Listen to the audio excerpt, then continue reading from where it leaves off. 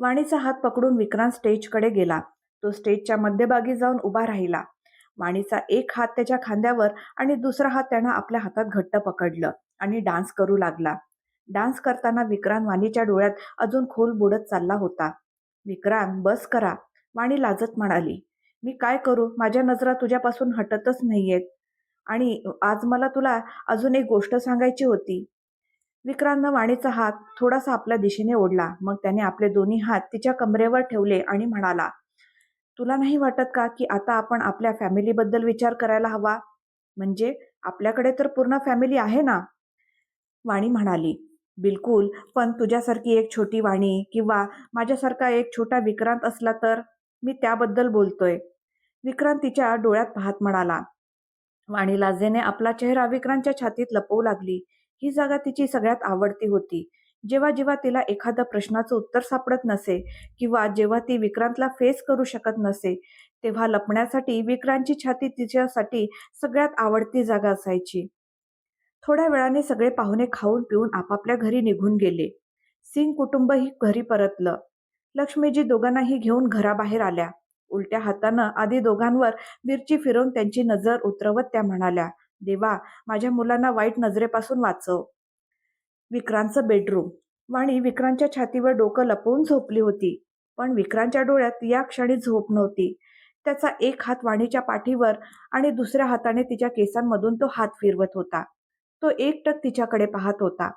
वाणीचा चेहरा विक्रांतच्या छातीवर असल्यामुळे तिचा एक गाल थोडासा दबला होता आणि ओठ थोडेसे उघडे होते.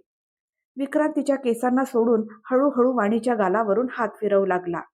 वाणी थोडीशी हलली आणि डोळे उघडून विक्रांतकडे पाहिलं.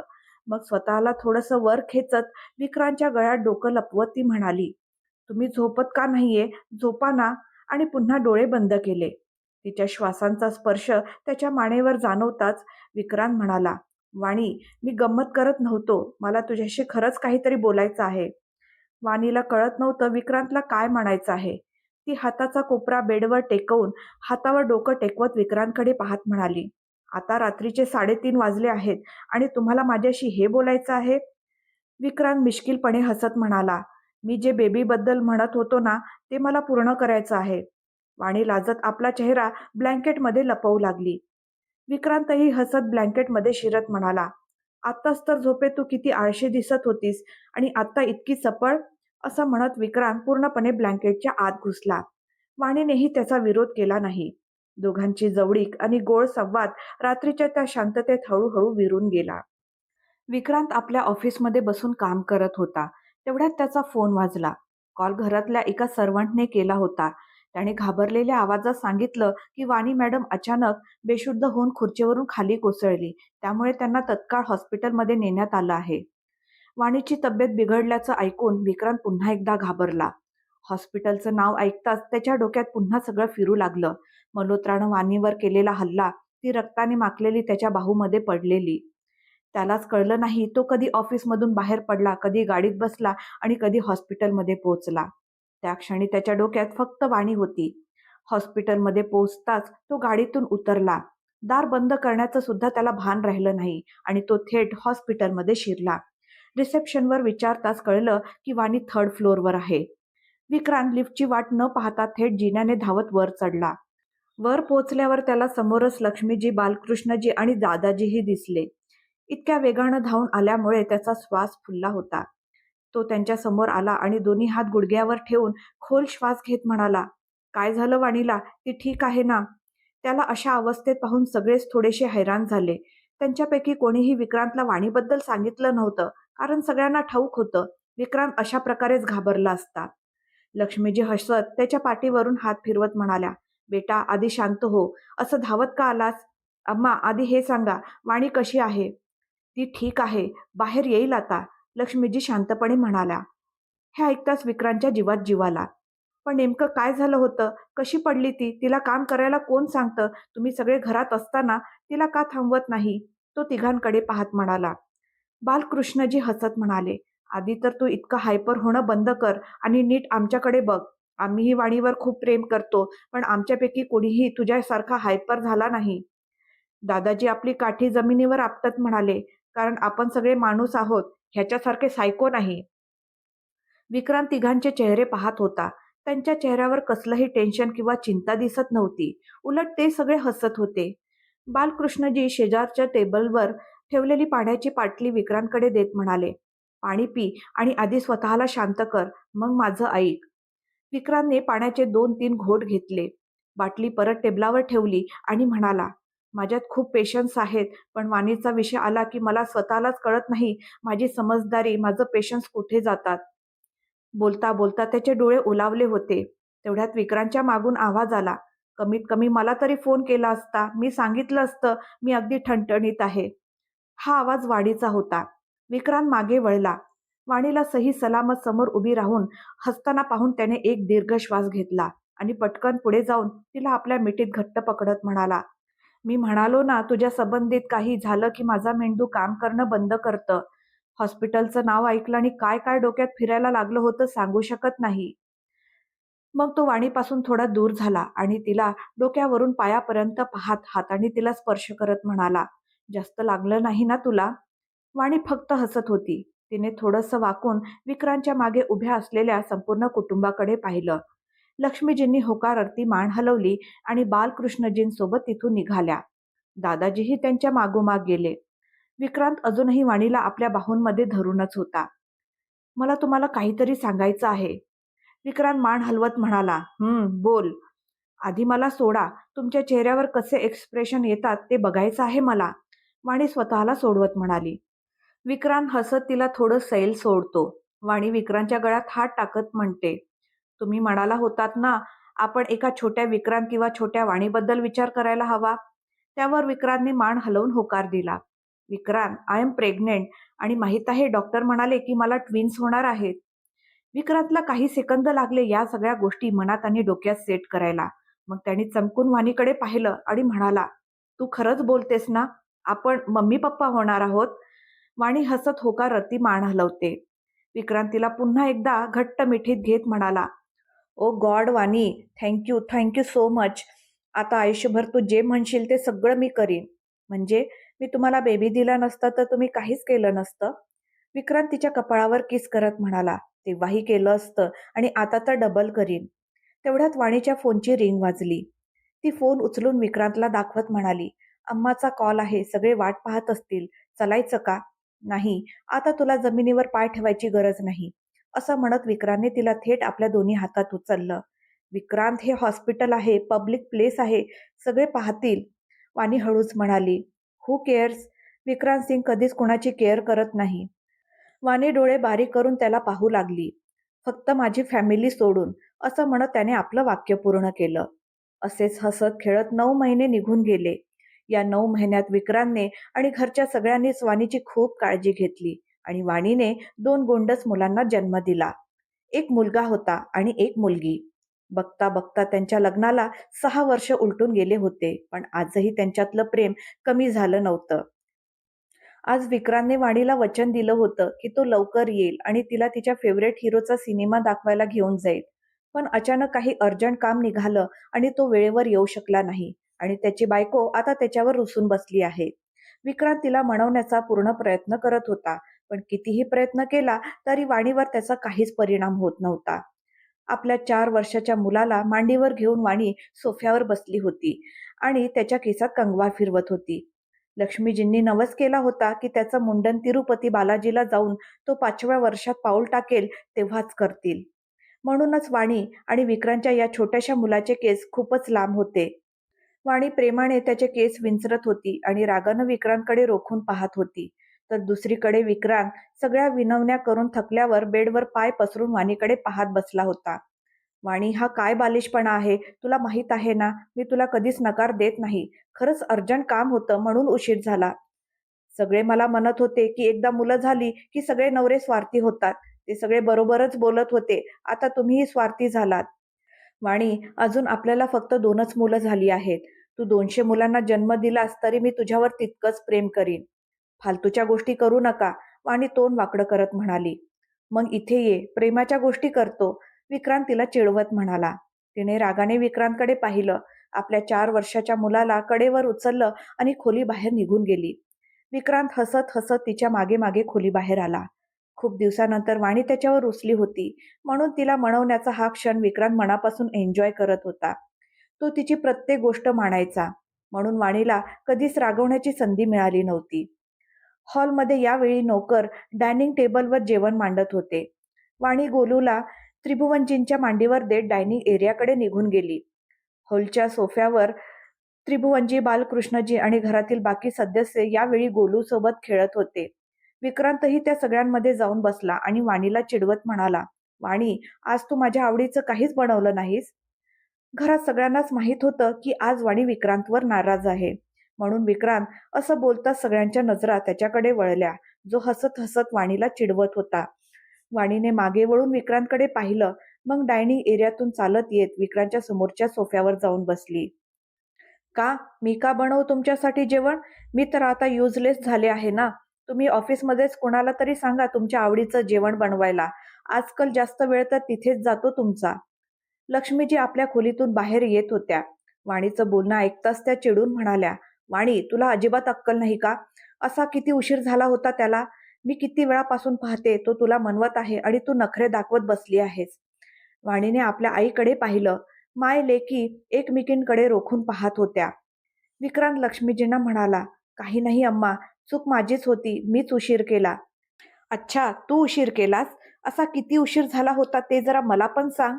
लक्ष्मीजी विक्रांतकडे पाहत म्हणाल्या. 10 मिनिटं उशीर झाला होता अम्मा. विक्रांत हसत म्हणाला, कारण विक्रांतलाही माहीत होतं की त्याला अजिबात उशीर झाला नव्हता. 10 मिनिटं तर नुसती जाहिरात आणि प्रोमो इंट्रोडक्शनमध्येच जातात.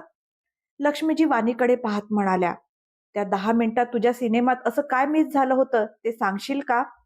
तेवढ्यात 4 वर्षाची एक क्यूटशी मुलगी हातात एक मोठा डब्बा घेऊन विक्रांतकडे चालत आली. ती अगदी वाणीची कार्बन कॉपी वाटत होती. ही होती वाणी आणि विक्रांतची मुलगी पिहू. पिहूच्या केसांना काळ्या रंगाच्या रिबीनने 2 वेण्या बांधलेल्या होत्या. "डॅडा, हे खा, मम्मा तुम्हाला खूप लव करतील." असं म्हणत तिने सोबत आणलेला डब्बा, जो ती फार कष्टाने उचलत होती, विक्रांतकडे पुढे केला. डबा प्लास्टिकचा होता आणि ट्रान्सपरंट होता. त्या डब्यात काय आहे हे दिसताच सगळ्यांचे डोळे विस्फारले. "शेंगदाणे?" वाणी हळूच कुजबुजली. विक्रांत झटकन तो डबा तिच्या हातातून घेत म्हणाला, "अरे माझी छकुली, इथे ये." त्याने आपल्या मुलीला उचलून घेतलं आणि दुसऱ्या हातात तो डबा धरला. वाणी लक्ष्मीजींकडे पाहत म्हणाली, "पाहिलं तम्मा, ही सुद्धा माझीच शत्रू आहे. जाणून बुजून शेंगदाणे आणून देते, जेणेकरून हे खाऊन आजारी पडतील." पिहू आपल्या मम्मीकडे पाहत म्हणाली, "जेव्हा जेव्हा डॅडी आजारी पडतात तेव्हा मम्मा तुम्ही डॅडाची खूप केअर करता ना? म्हणून तू जाणून बुजून डॅडीला आजारी करणार का?" वाणी उठली आणि शेंगदाण्याचा डबा विक्रांतच्या हातातून हिसकावून घेत म्हणाली. तेवढ्यात छोटीशी पिहू विक्रांतच्या गळ्यात हात घालत आपला गाल त्याच्या गालाला लावत म्हणाली, "मम्मा, माझ्या डॅडांशी भांडू नको. तू खूप भांडतेस माझ्या डॅडांशी. माझे डॅडा बघ किती गोड आहेत." पिहू आणि विक्रांत दोघेही हसत वाणीकडे पाहत होते. बाप लेकीची नौटंकी पाहून वाणीलाही हसू येत होतं. ती हसू आवरण्याचा प्रयत्न करत होती, पण ते शक्य झालं नाही आणि शेवटी ती हसत हसत त्या दोघांकडे पाहू लागली. पिहू टाळ्या वाजवत म्हणाली, "डॅडा, मम्मा मानली." विक्रांत पिहूच्या गालावर किस करत म्हणाला, "हो बच्चा, तुझी मम्मा मांडली."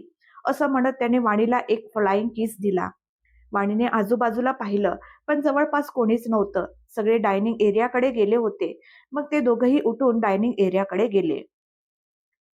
एके दिवशी वाणी आणि विक्रांत आपली दोन्ही मुलं पिहू आणि विराट सोबत यावेळी मुलांच्या आयोजित केलेल्या एका कार्निवलमध्ये आले होते. हा कार्निवल शहरापासून थोड्याशा अंतरावर होता. पिहू आणि विराट दोघेही आता 5 वर्षाचे झाले होते. दोघेही आपल्या मम्मी पप्पांसोबत कार्निवलचा मनसोक्त आनंद घेत होते. तेवढ्यात विराटची नजर आपल्या बहिणीच्या हातात असलेल्या डॉलकडे गेली. ती डॉल विक्रांतने पिहूसाठी विकत घेतली होती आणि पिहू तिला आपल्या बाळासारखं छातीशी घट्ट धरून सगळीकडे फिरत होती. विराटने पिहूच्या हातातून त्या डॉलला ओढत म्हटलं, "पिहू, मला दे ती." पिहूने डॉल खेचून दुसऱ्या हातात घट्ट धरली आणि विराटच्या हातावर मारत म्हणाली, "मी तुझ्यापेक्षा 5 मिनिटं मोठी आहे. मला दीदी म्हण आणि ही माझी डॉल आहे. मी ती तुला का देऊ? तसंही मुलं डॉलशी खेळत नाहीत." विक्रांत आणि वाणी त्यांच्या जवळच उभे होते. वाणी लक्ष्मीजींसोबत व्हिडिओ कॉलवर बोलत होती आणि विक्रांत अमरशी काहीतरी चर्चा करत होता. जसं दोघांनी कॉल कट केला, त्यांना आपल्या दोन्ही मुलांमध्ये एका बाहुलीवरून चाललेली ही ओढाताण दिसली. विक्रांतने लगेच पिहूला उचलून घेत विचारलं, काय झालं बच्चा? डॅडा, तुमचा हा इडियट मुलगा माझी डॉल माझ्याकडून हिसकावतोय, पिहू विराटकडे बोट दाखवत म्हणाली. वाणीने विराटला उचलून घेतलं आणि पिहूला रागवत म्हणाली, तो तुझा लहान भाऊ आहे, त्याला दिलंस तर काय बिघडेल? ही माझी डॉल आहे, मी नाही देणार, असं म्हणत पिहूने एका हाताने विक्रांतच्या गळ्याला घट्ट पकडलं आणि दुसऱ्या हाताने आपली डॉल लपवून ठेवली. जणू काही आपले पप्पा आणि आपली डॉल या दोघांपैकी ती कोणालाही शेअर करणार नव्हती. विक्रांतने आपल्या मुलीच्या गालावर किस करत म्हटलं, बच्चा, तो तुझा भाऊ आहे ना? तरी सुद्धा नाही देणार, असं म्हणत पिहूनं आपलं तोंड विक्रांतच्या गळ्यात लपवलं आणि डॉल छातीशी घट्ट धरून ठेवली. विराटला कडेवर घेत वाणी बाहुल्यांच्या दुकानाकडे जात म्हणाली, चल, मी तुला नवीन डॉल घेऊन देते, ठीक आहे ना? ठीक आहे, मग मीही पिऊला हात लावू देणार नाही, विराट रागात म्हणाला. बेटा, ती तुझ्यापेक्षा मोठी आहे, तिला दीदी म्हणायचं. नाही, मी पिहूच म्हणणार, विराट चिडून म्हणाला. वाणीने विराटला बाहुल्यांच्या दुकानाजवळ खाली उतरवलं आणि तिथल्या सगळ्या बाहुल्या पाहू लागली. विराटही आपल्यासाठी एक डॉल शोधत होता. आजवर त्याला बाहुल्यांमध्ये कधीच रस नव्हता, पण आज आपल्या बहिणीच्या कुशीत असलेली ती बाहुली पाहून त्याला वाटत होतं की त्यालाही एक बाहुली हवी आहे. आणि तेवढ्यात विराटची नजर त्या खेळण्यांच्या दुकानात बाजूला रडत बसलेल्या एका छोट्याशा मुलीकडे गेली. विराटने वाणीकडे पाहिलं. ती 3-4 बाहुल्या आपल्या समोर ठेवून त्यातली एक बाहुली निवडत होती. मॉम, मला ती डॉल हवी आहे, मी घेऊन येतो, असं म्हणत वाणीचं उत्तर न ऐकताच विराट त्या दिशेने धावत गेला. तो तिथे पोहोचून त्या डॉलसारख्या बाळाला उचलणार इतक्यात आकाशी रंगाची साडी नेसलेली एक अतिशय सुंदर स्त्री पुढे आली आणि त्या बाळाला आपल्या कुशीत उचलून प्रेमाने तिच्या कपाळावर किस करत म्हणाली, अरे तू का रडतेस? काय झालं आहे तुला? विराट तिथे पोहोचला. त्या सुंदर स्त्रीकडे पाहून तो म्हणाला, आंटी, ती माझी डॉल आहे, मला द्या. त्या सुंदर स्त्रीचं नाव नंदिनी होतं.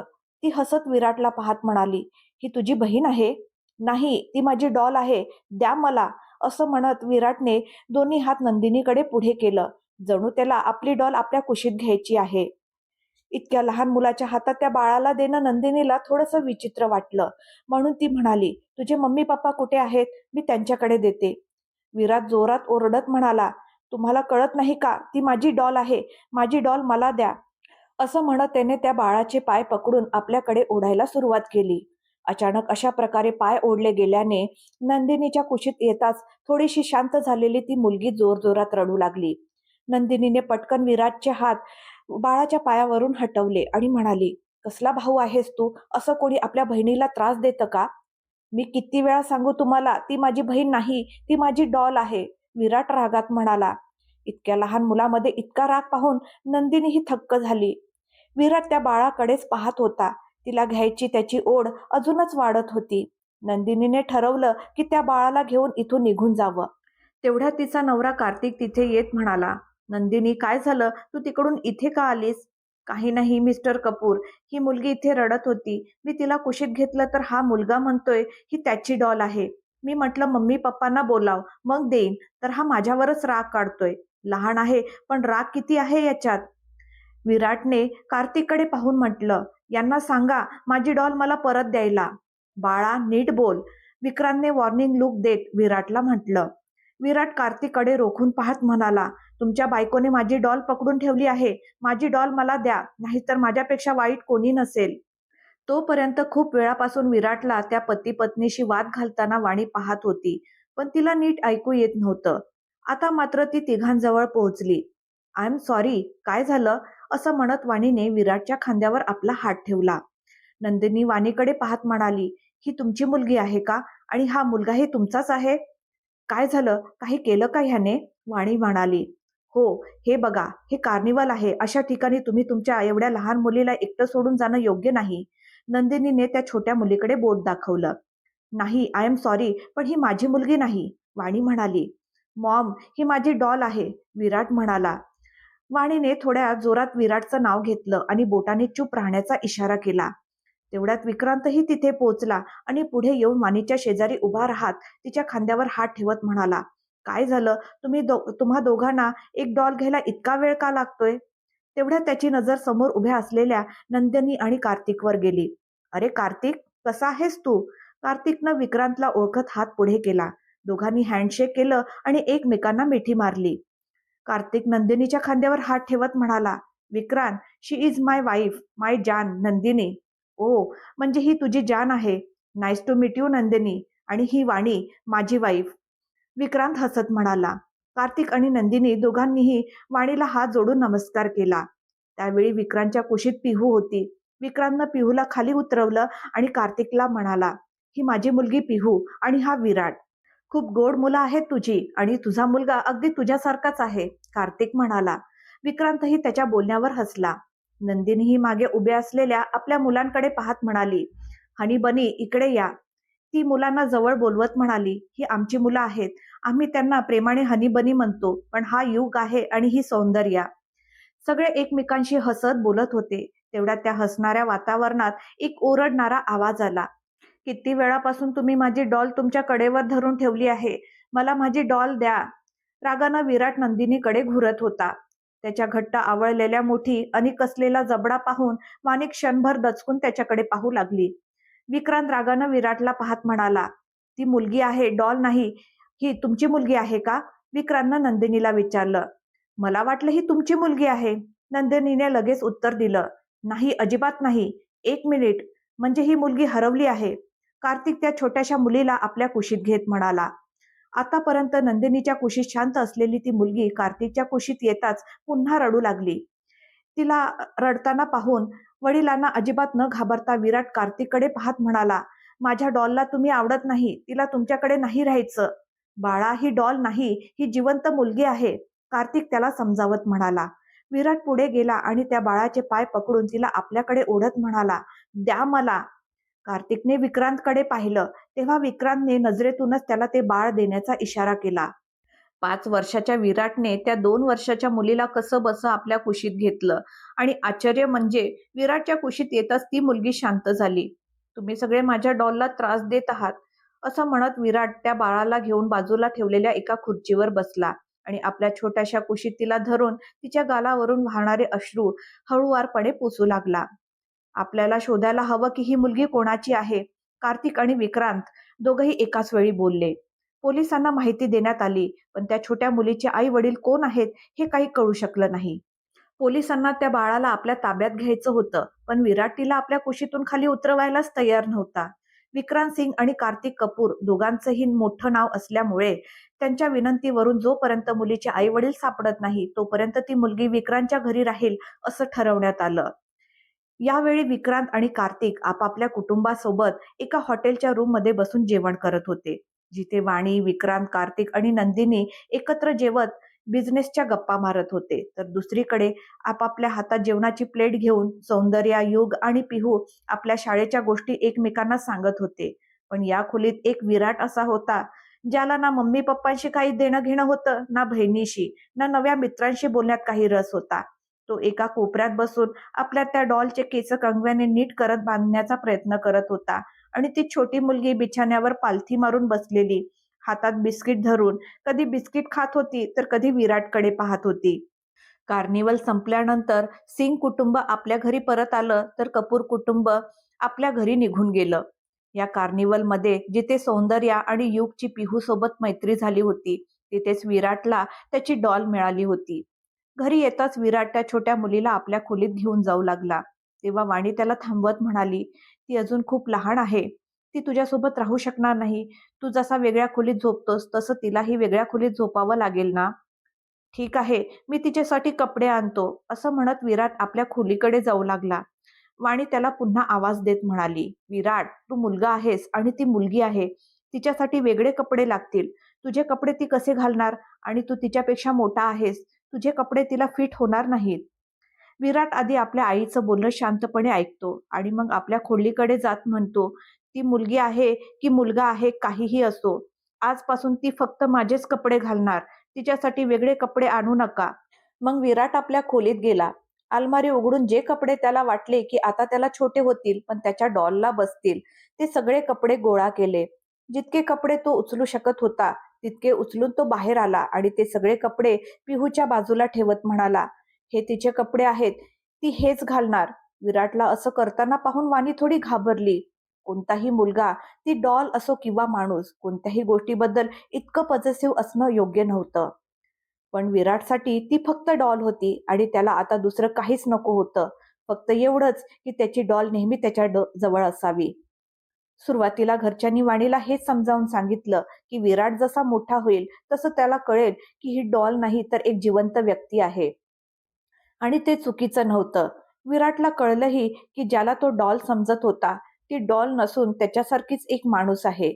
पण त्याच्या मनात निर्माण झालेली ती पॉझिटिव्हनेस हे कळल्यानंतरही कमी झाली नाही. उलट विराट जसा मोठा होत गेला, तशी त्याची डॉलही मोठी होत गेली. त्या छोट्याशा डॉलच्या क्यूटनेसकडे पाहून विराटची तिच्यावरील मालकीची भावना अजूनच वाढत गेली. त्या छोट्या मुलीचं नाव कियारा ठेवण्यात आलं. कियारालाही विराटचं हे वागणं हळूहळू नॉर्मल वाटू लागलं. कियारा मोठी होत गेली तरीही आजपर्यंत तिला ना विकत घातलेले कपडे घालायची परवानगी होती, ना मुलींचे कपडे घालायची. ती फक्त आणि फक्त विराटचेच कपडे घालत होती. पहिल्यांदा तिला शाळेच्या युनिफॉर्ममध्ये पाहून तर विराटने संपूर्ण घर डोक्यावर घेतलं होतं.